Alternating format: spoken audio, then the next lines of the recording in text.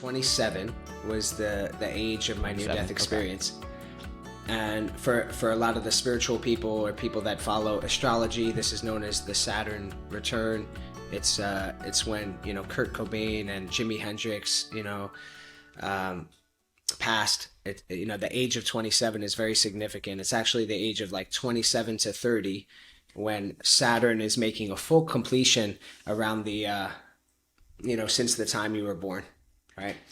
So it's a major turning point. So anything that 27, that makes sense.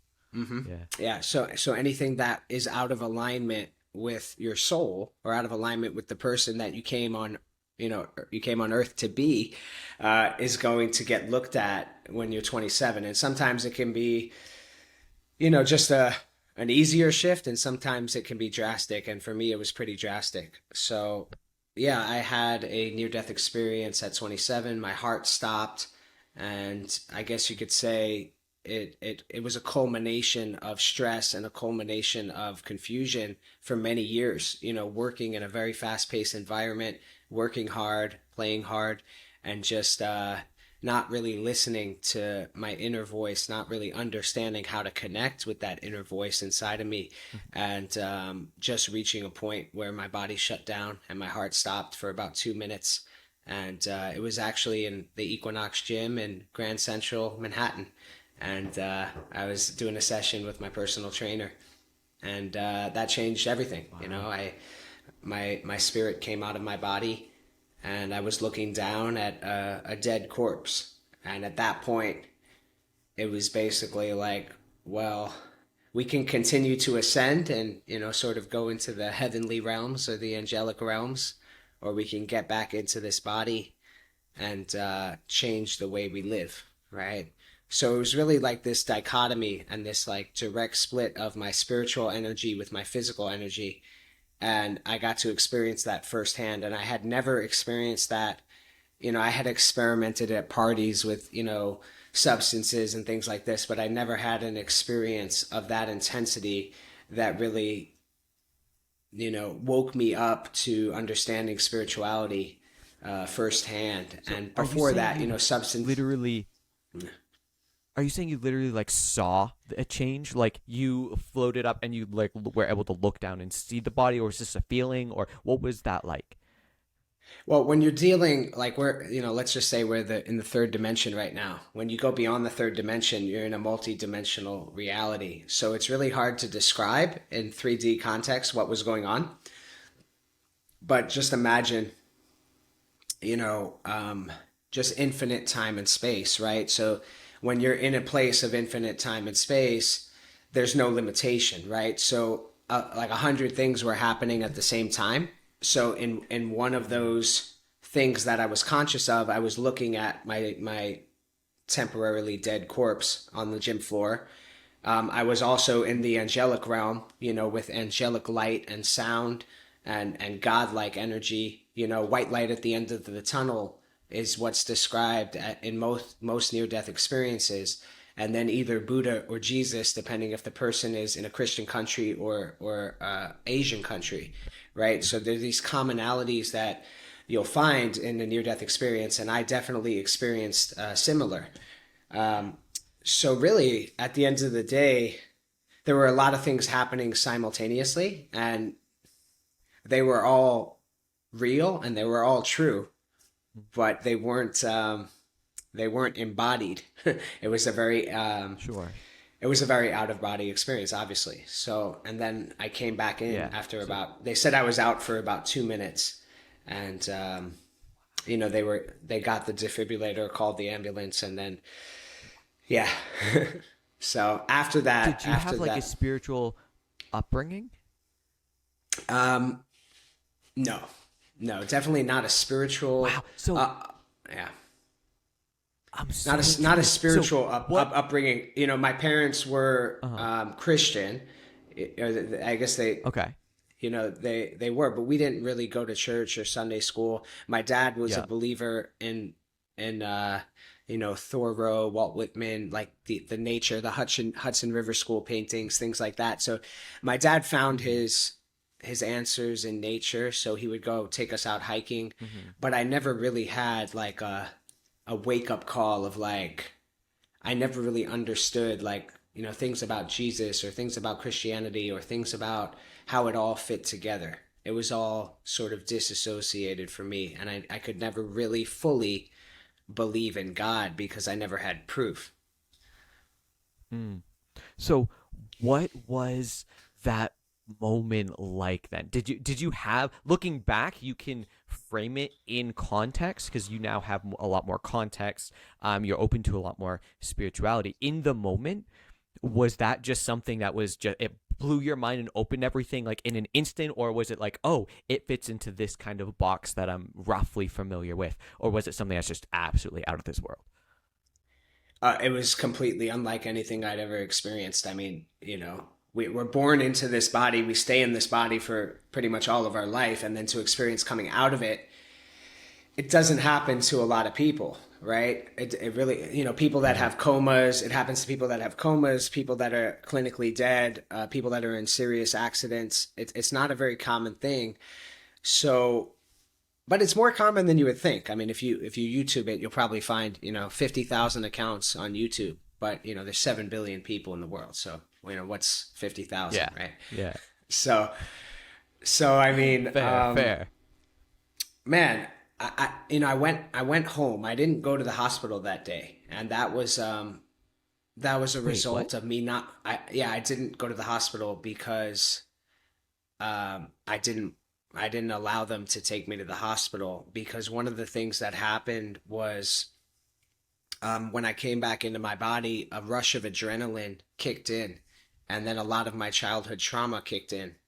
A lot of the things that I never Totally. processed, right? So I actually like jumped up, and had a lot of fears of, the people that Yeah. were there. And I also had a lot of fears of authority and a lot of fears of going to the hospital again because I was arrested when I was a teenager and misdiagnosed bipolar. So I didn't want to go through that again, and I didn't want to, sort of go into the system, which is basically the same, fear and the same like information or the same trauma that I had when I was a teenager is the same thing that kept me from getting vaccinated. So really, it's this distrust of authority, and it can be good and it can be bad. And I've had to do a lot of work around Hmm. this of understanding how to respect police after getting beat up by police, understanding how to really honor veterans and to be in a place of just reverence and being human, right? Just being human and being compassionate and being able to forgive over and over and over again, because even the people that hurt me, I had to forgive them just for my path and for me to move forward, right? Whether or Yeah. not there was What? total reconciliation in Yeah. some of those relationships is, I did my work on my end, and then I leave it up to God. So Yeah. so What I has don't know if that answered helped answered your in that question. process? Partially, but it brings up a lot more. So, what has helped in that process? People who've listened to this show, they've heard me mention this many times, just about my past. I was sexually abused most of my childhood. I've had to go through a lot of forgiveness, a lot of healing, and so when you talk about, oh, all this adrenaline hits and all of that trauma right back, Hmm. I relate. I I've been there. And Hmm. then when you talk about, okay, how do I start respecting authority after these things have happened, that is not only facing the trauma, but working through it and coming to a point at on the other side. What was that process like for you? Like, what has helped you in that? Mm. I'm not sure if I fully accept authority because there's a fine line between authority and control, power over or power Yeah. with, right? And a lot of the authority and a lot of the control that's happening in governments and on this planet right now is crossing that line, right? But I do respect Mm-hmm. human beings, and I do respect human beings that feel like they don't have a choice, right? I respect human beings that want to serve their country, but don't know what they're actually doing. I respect human beings that are doing what they think they have to do to be a good person, but they might be a little bit misled, right? So I think I definitely have respect for life. I have respect for my brothers, for my sisters, and just I guess everything in between these days. A lot of compassion and uh, to answer. Well, can you repeat the question again? Because I just want to. Yeah, totally. Oh, so Totally. what was the Like healing what process has like? Right. yeah, exactly. hmm So the path of uh, not making it about you anymore, right? So saying, okay, this happened in the past. This happened to me, but shifting out of this happened to me because that's victimhood, right? So going from this happened to me to okay, this just happened, right? And a lot of rape victims go through this process. And you said that you were sexually abused, so a lot of people that have sexual trauma or abuse go through this process of like, okay, this person put their hands on me, this person raped me, this person touched me in this way, and that violated me, right? All of that is true. So we get to all the facts of like what happened, and then we sort of remove the story that we've generated to survive around that experience, right? So the story that you probably associated with your sexual trauma was what? For me, it was I'm not good enough. I am not loved. No one cares. No one sees me. Among Mm-hmm. 20 other stories, those were the big ones. Right, right. So basically, because X happened to me, I am now Y, right? Yep. Um, And in order to really heal, we have to go back into that story that we've probably adopted for decades or for years, and we have to rewrite it. And the only way to rewrite it is to go back and relive the experience, for what it was, for what actually happened, and then rewrite a new story. And this is what a lot of the plant medicine work is about. This is what a lot of the psilocybin treatment work is about. And this work can be done with no medicine. There's many methods and modalities, but for me personally, for the path of my wife and myself, the plant medicine has definitely helped us heal in a more effective and profound way. So for anybody that's, for veterans with PTSD or anybody that has a lot of trauma or some really deep stuff that they want to work through, these plants and these mushrooms are truly our allies. And they can really assist us if they're being held in a safe space and a really safe container.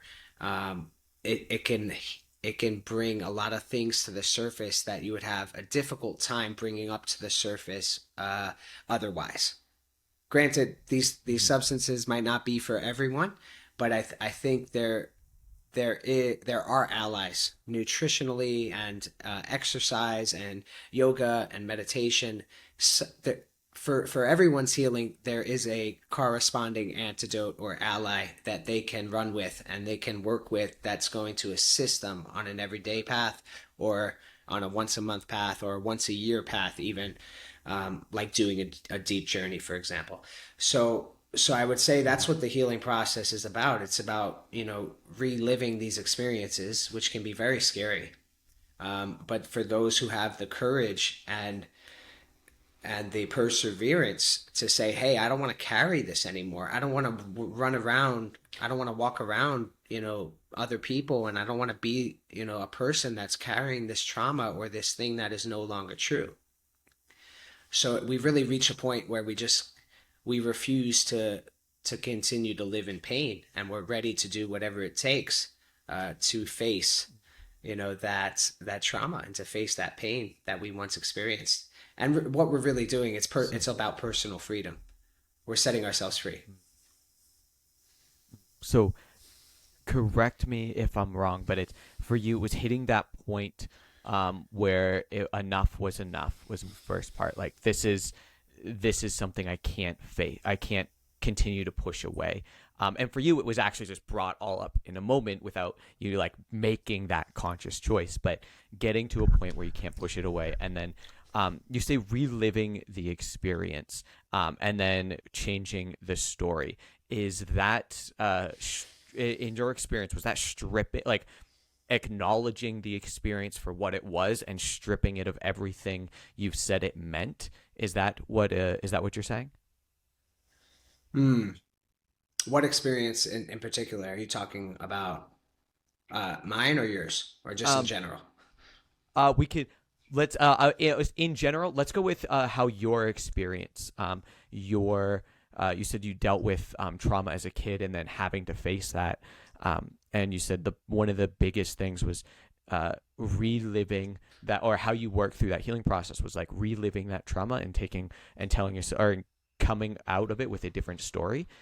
Is that reliving or revisiting the facts of what happened? So and so did this, this happened, this is, and the outcome, but then stripping away the story of what Hmm. that actually means. For personal example, that would be, okay, sure, I was sexually abused by so and so.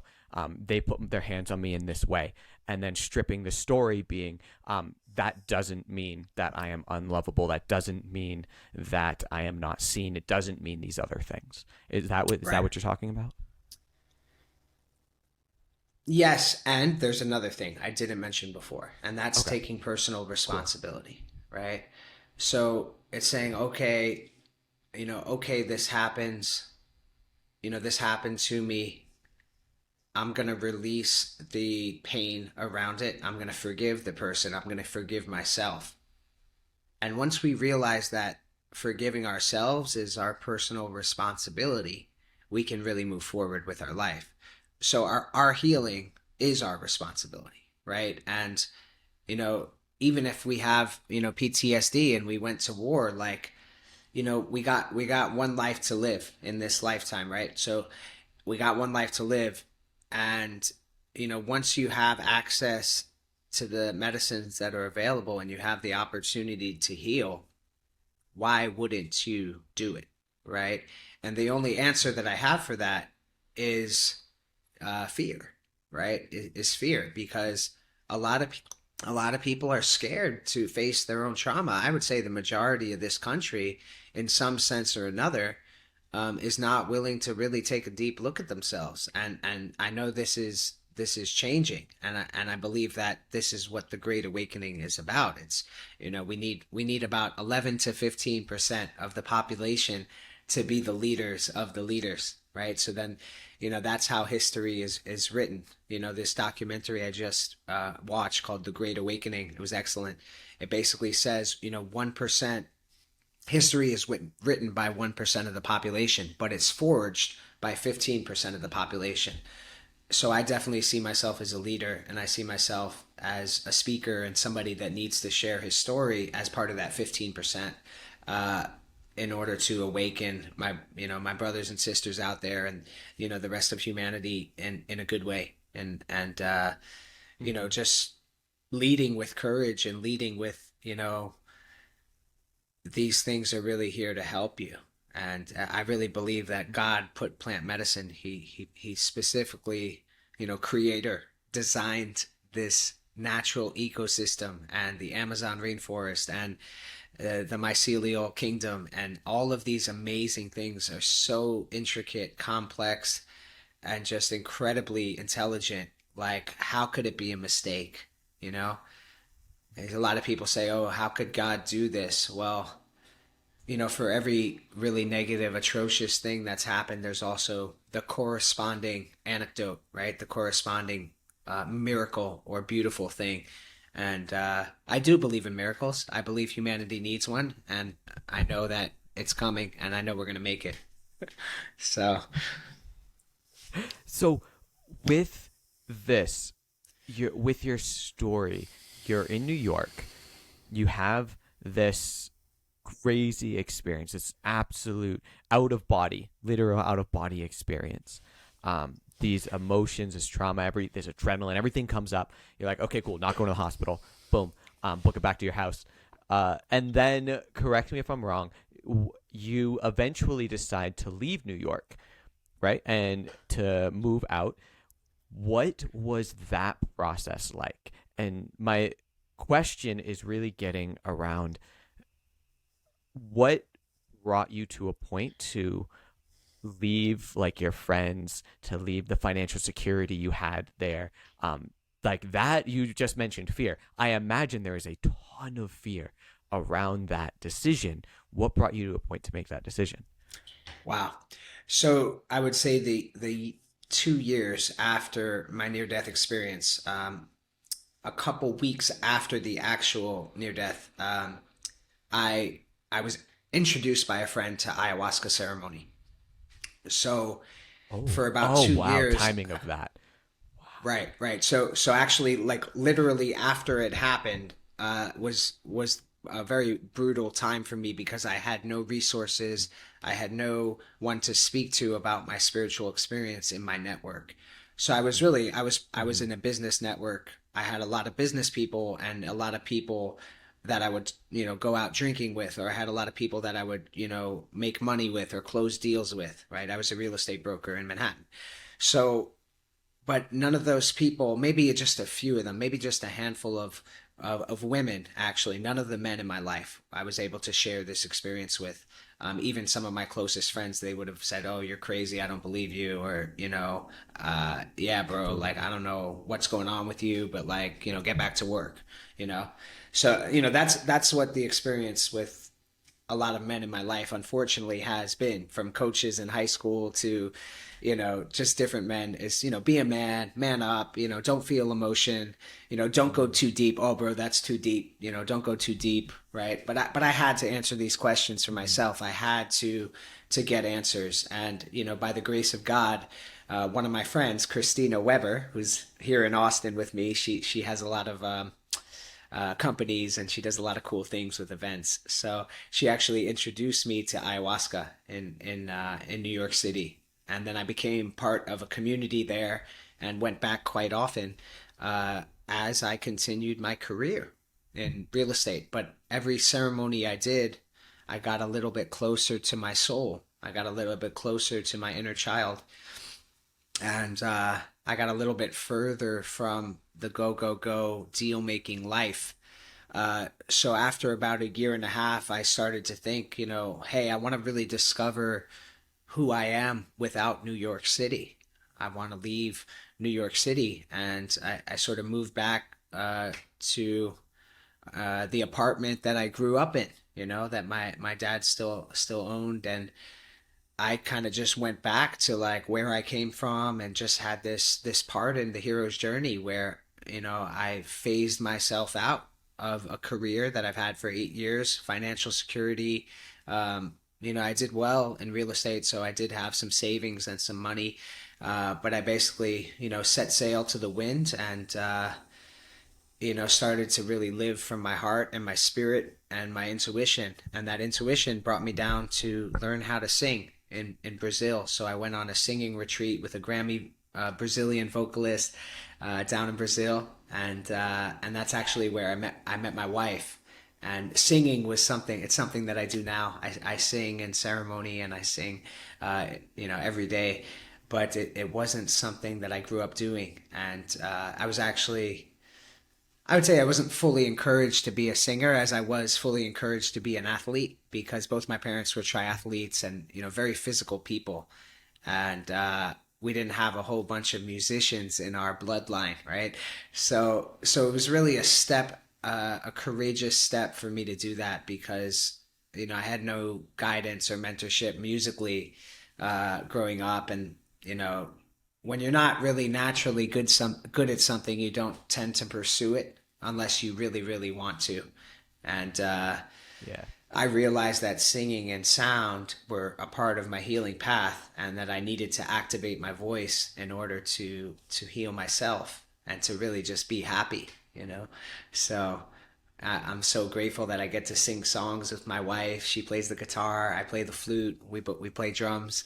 Um, so we do a lot of beautiful music, which wasn't a part of my early life as much. Man, that is a huge change. That is a like 180-degree change, Yeah. man. And it's from each different journey that you went on, that dissonance between this is who I am and this is the life I'm living just seemed to get stronger. Is that right? Well, just realizing the constrictions that I put on myself, right? So one of the parts of my healing was I had to take full responsibility for all the choices that I made, right? So I got a scholarship to Vanderbilt. I went to a good school and I got this great education there. And then didn't really know what to major in. I wasn't, it kind of felt like they put, this pressure on me to like, okay, what are you going to do for the rest of your life? Decide that now in your sophomore year of college, and there it is. That this is what you're It's going to. ridiculous. Yeah.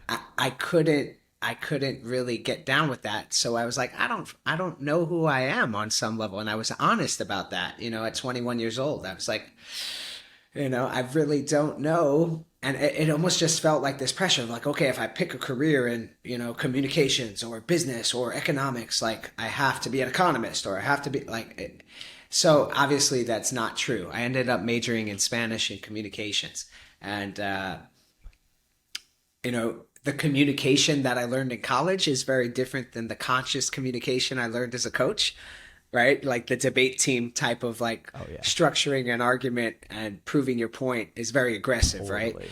And the other side of that is like, very, very nonviolent, very conscious and very sensitive and compassionate. So it's kind of cool. I think everything in our life happens for a reason. So I learned how to argue. I learned how to fight. I learned with my words, right? I learned how to be very articulate in a debate sense, and almost went on the path to be a lawyer, and decided not to. And then I also did some pre-med. I wanted to be a doctor. I wanted to be help people, and then I failed. I'm like, oh, that path is not for me. You know I couldn't really I couldn't pass organic chemistry for the life of me, and God knows what organic chemistry has to do with medicine or helping people. But I just couldn't get through I get the it. I get system. it. Yeah. So anyway, I see my path was a very unique path, and it was forged really divinely for me. And now I'm uniquely suited to help a lot of people, and I do. So it's a beautiful thing to be in that position where when the right people come to you, who want to really heal and understand themselves. I have a lot of tools, experience, elders, mentors, and people that have taught me so much that I'm able to share these beautiful lessons and teachings and experiences with people. So Mhm. yeah. That's fantastic. The is there any of those lessons or teachings or tools or something that you continuously go back to? It's like this is what people most or more often than not need to hear, need to learn. I really have gotten better at not generalizing and really respecting individuals for their unique experience. And the second I say, oh, this person is this because they're from this, and like, no, because I've had that done a lot to me. Oh, this guy is from New York. He must be this. Or this guy's a real estate broker. He must be this. Or, right. So I realized that if I don't want people to judge me or put me into a category or a box, I got to stop doing it to other people. And that's been a Mhm. process. But really just to really be with someone, to be present with someone, look into their eyes and to be still and to calm and to really just feel, you know, what this person's experience might have been like, and to ask very curious questions, for example, or to really just be very slow and gentle in getting to know someone, especially clients. um, it's a beautiful thing because we end up, as a coach and facilitator, I end up learning so much and growing so much from the people that I work with. And it's really because they had different paths than I did. right? And I think what we all do as Yeah. human beings is we see someone who has a beautiful story, or we see someone who accomplished a beautiful thing, or we see someone who been through an immense hardship, and then we sort of reframe our journey and our perspective on life now that we know this person, or we love this person, or trust this person and their friend.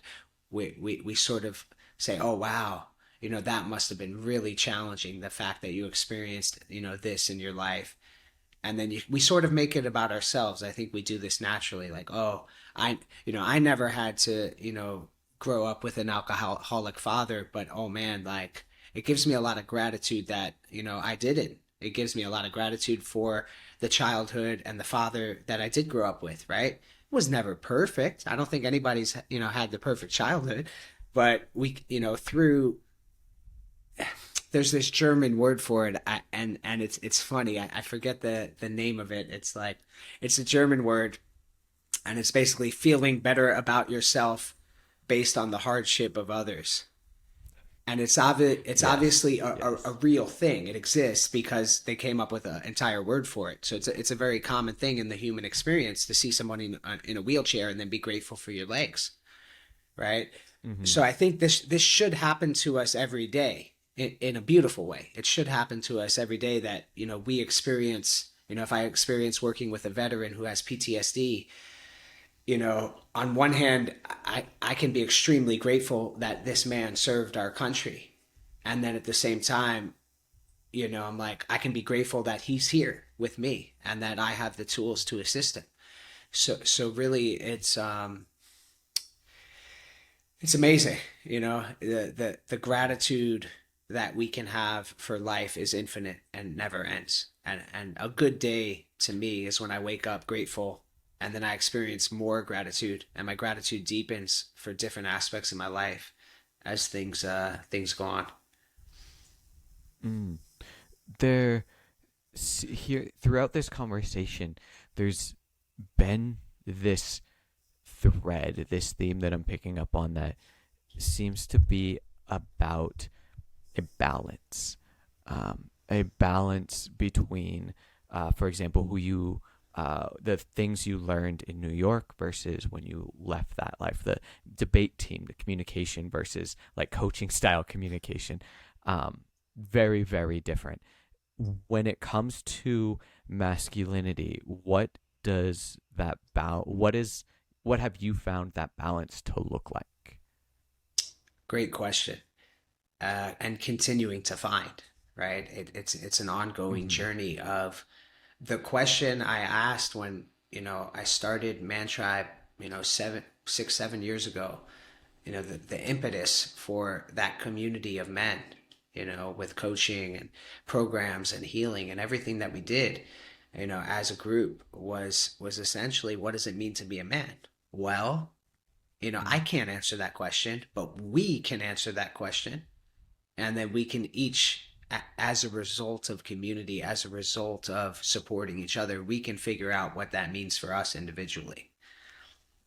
The balance, I believe there's a baseline standard for myself, and I think for other men, and to me as an athlete, my physical fitness and my physical health is extremely important. As a father, a leader, a space holder, if I'm not strong in my body, there's not much I can do, right? So for me, that's a foundational piece. Yeah. That's a foundational pillar. That's essential, and I continue to train. I continue to get stronger because I know the stronger my body, the more that I can hold out there in the world. And that's when stress comes, when challenges comes, when